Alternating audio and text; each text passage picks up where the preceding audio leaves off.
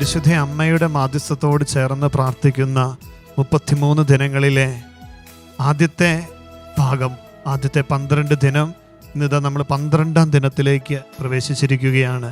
First section അവസാനിക്കുകയാണ്. പ്രിയമുള്ളവരെ, ഈ ലോകാരൂപിയിൽ നിന്ന് നമ്മുടെ ജീവിതത്തെ വിടുവിച്ച് വിശുദ്ധിയിൽ മുന്നേറുവാനായിട്ട് നമ്മൾ പ്രാർത്ഥിച്ച ദിനങ്ങളാണ്.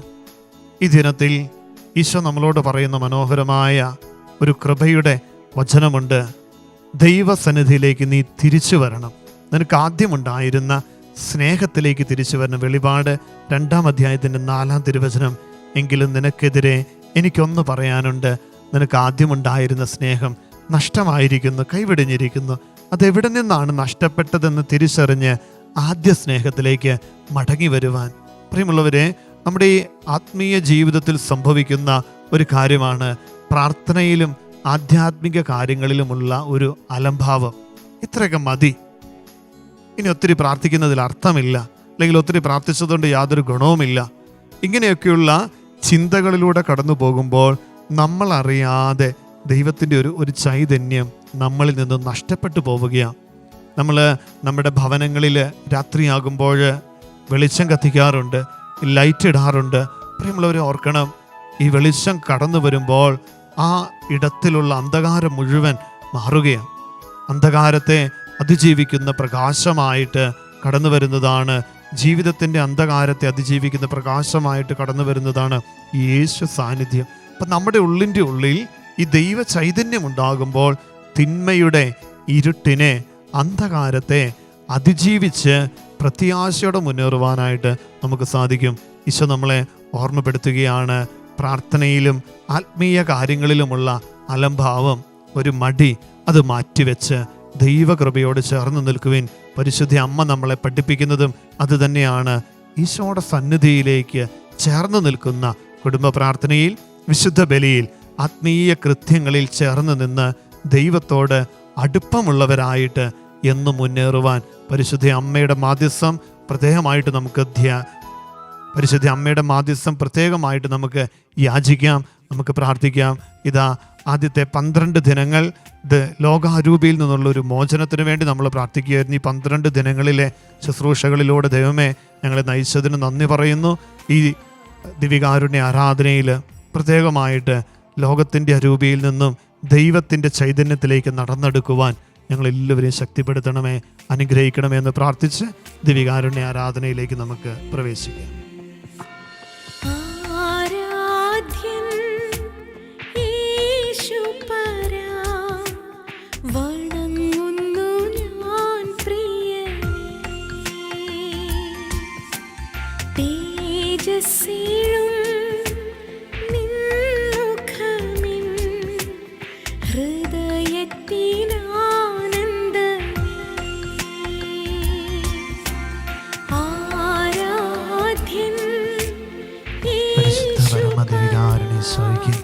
എന്നേരവും ആരാധനയും സ്തുതിയും പുകഴ്ചയും ഉണ്ടായിരിക്കട്ടെ.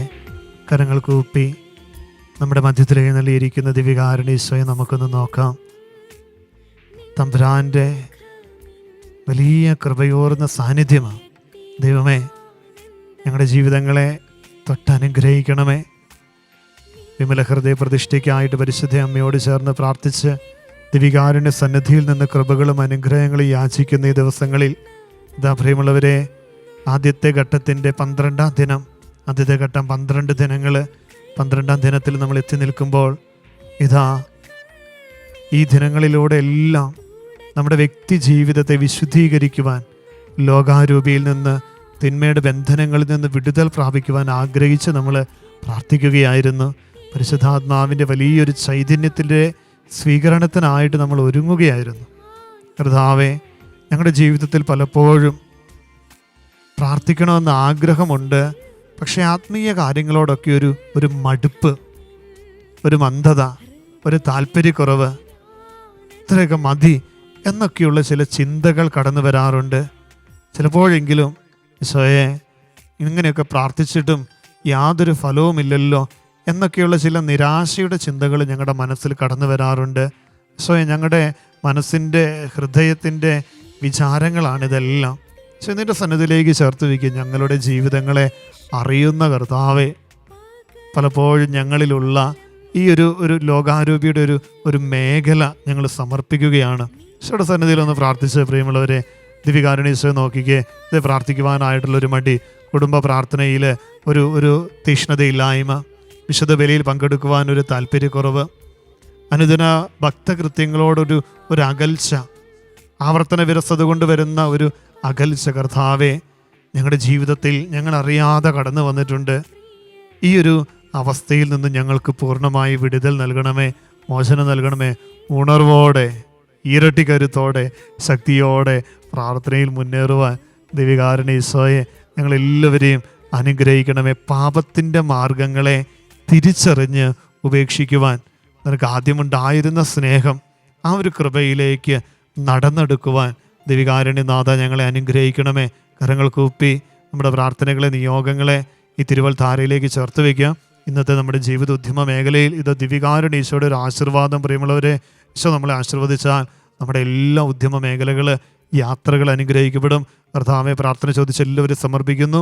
ഈ ശുശ്രൂഷയിൽ ഇപ്പോൾ പങ്കെടുത്ത് പ്രാർത്ഥിക്കുന്ന എല്ലാവരുടെയും ജീവിതങ്ങളെ ദിവികാരുണ്യനാഥ ഏറ്റെടുക്കണമേ, ആശീർവദിക്കണമേ, അനുഗ്രഹിക്കണമേ.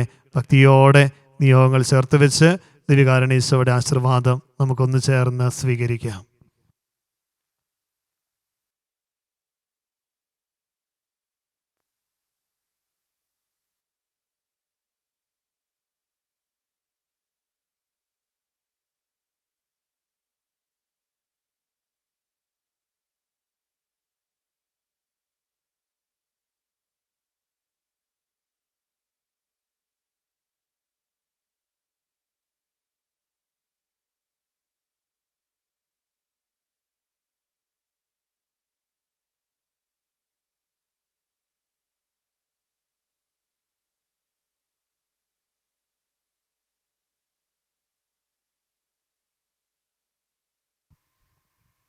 പരിശുദ്ധ പരമദിവികാരുണ്യ ഈശോയ്ക്ക് നേരം ആരാധനയും സ്തുതിയും പുകഴ്ചയും ഉണ്ടായിരിക്കട്ടെ.